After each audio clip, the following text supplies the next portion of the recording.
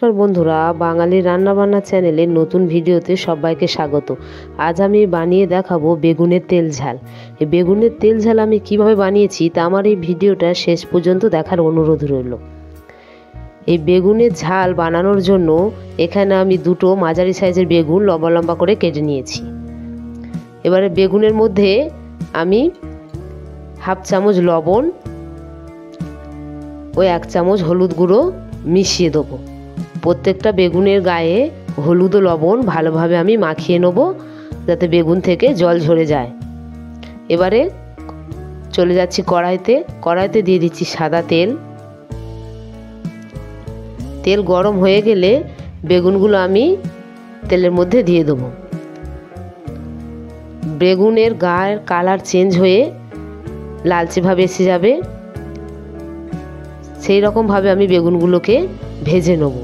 ভালোভাবে বেগুন ভাজলে বেগুনের ঝালটা খেতে খুবই ভালো লাগবে।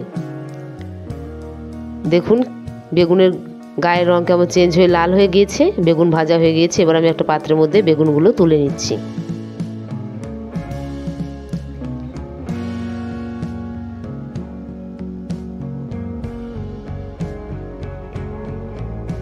এবার ওই তেলের মধ্যে ফোড়নে দিচ্ছি আমি 1 চামচ কালো জিরে, 1 চামচ গোটা জিরে, তেজপাতা,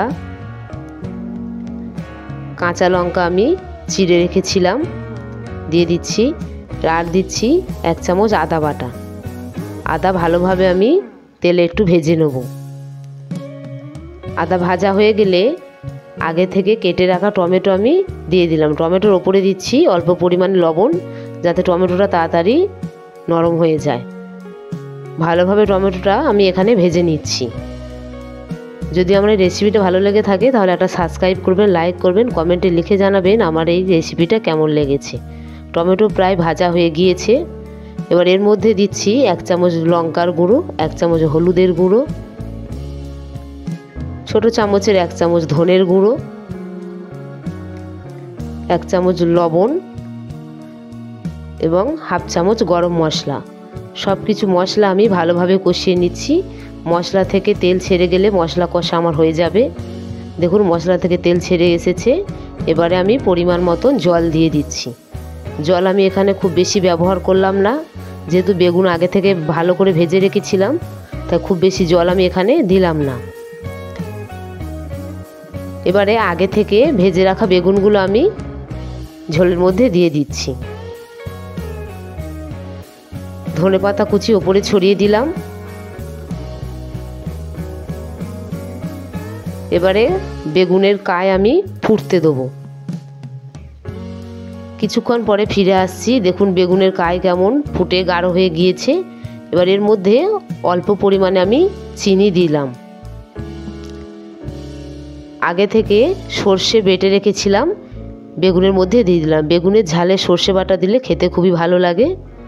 সব কিছু ভালোভাবে আমি এখানে মিশিয়ে নিলাম।